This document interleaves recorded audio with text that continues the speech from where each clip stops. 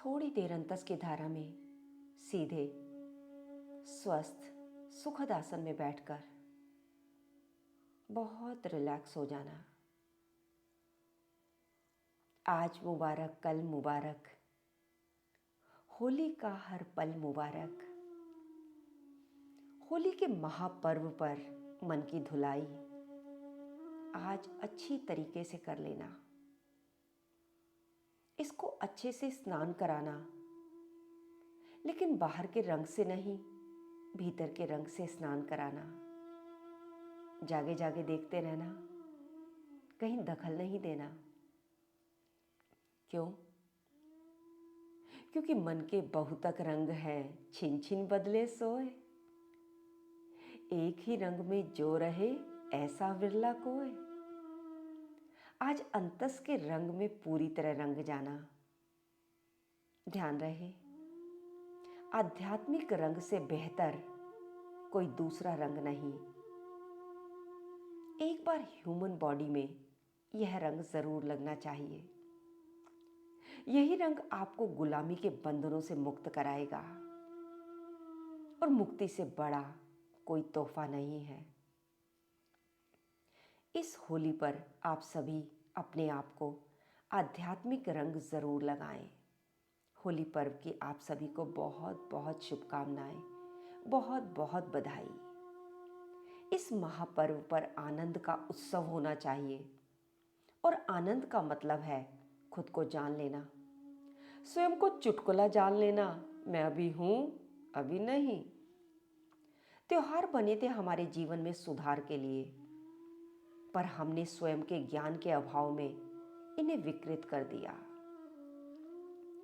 प्रत्येक धर्म बताता है कि तुम पैदा हुए थे मुक्ति के लिए, लिबरेशन के लिए।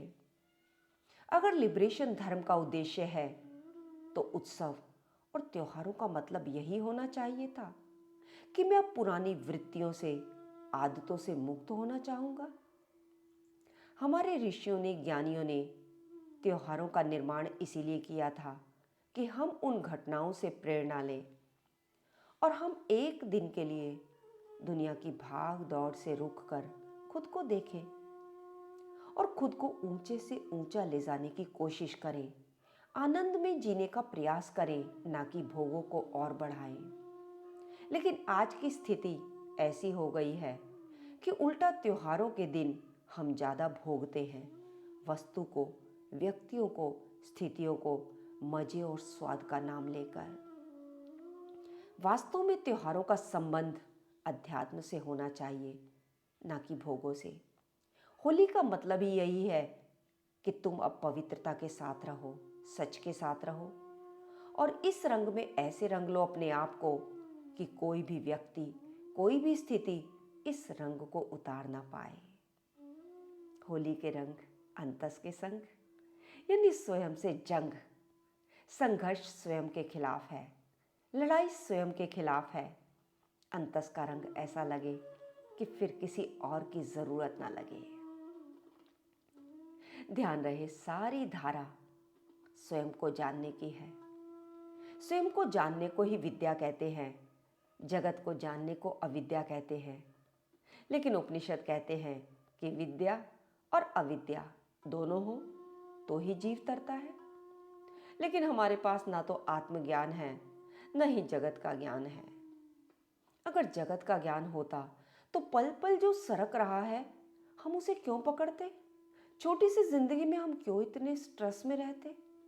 दरअसल हम पढ़े लिखे होकर भी अनपढ़ हैं, अपने बारे में कुछ पता ही नहीं, क्योंकि हमारी शिक्षा, हमारी परवरिश कोई भी हमें उस ज्ञान की ओर प्रेरित नहीं करती।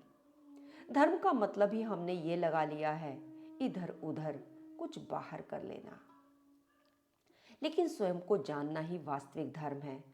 आत्मज्ञान के अलावा और कोई धर्म होता ही नहीं। आत्मज्ञान के अलावा धर्म के नाम पर जो कुछ भी होता है, वो सब स्पिरिचुअल एंटरटेनमेंट है।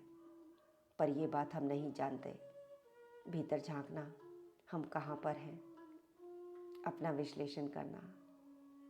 वास्तव में जिन्होंने त्योहारों की स्थापना की थी, वो बहुत ही समझदार लोग थे। वो चाहते थे कि त्योहारों के बहाने आम जिंदगी में कुछ सुधार आए। नहीं तो आम जिंदगी ऐसी होती है जैसे नीचे को गिरता हुआ कीचड़। पहले तो कीचड़ है और वह और नीचे को ही गिरता जा रहा है, यानी पतन की ओर, यानी मन के हाथ लगा जीवन, यानी भोग वृत्ति। ये होती है आम जिंदगी।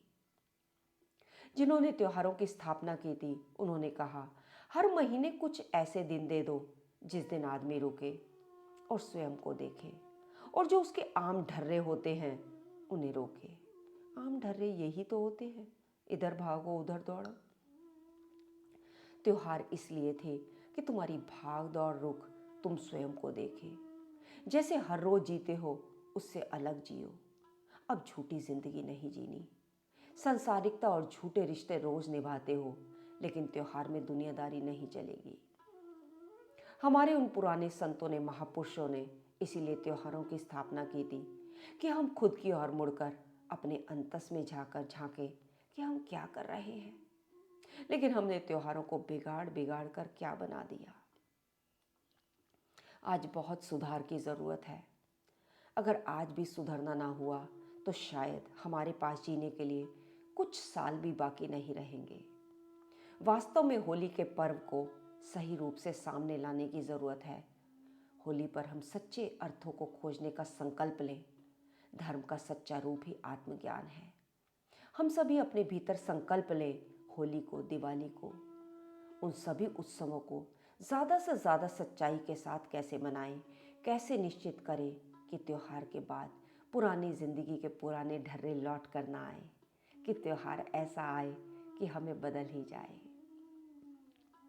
प्रेम के रंगों का त्योहार साथ अपनी खुशियाँ लाया है। हमसे पहले कोई रंग ना दे आपको, इसीलिए हमने शुभकामनाओं का रंग सबसे पहले भिजवाया है। सभी को होली की हार्दिक शुभकामनाएं। लाल हो या पीला, हरा हो या नीला, एक बार अंतस का रंग लग जाए तो वो हो जाए रंगीला। देते हैं आपको हम दिल से ये दुआएं, होली के रंग आपके जीवन में भर जाए। रंगों का त्योहार, होली की हार्दिक शुभकामनाएं।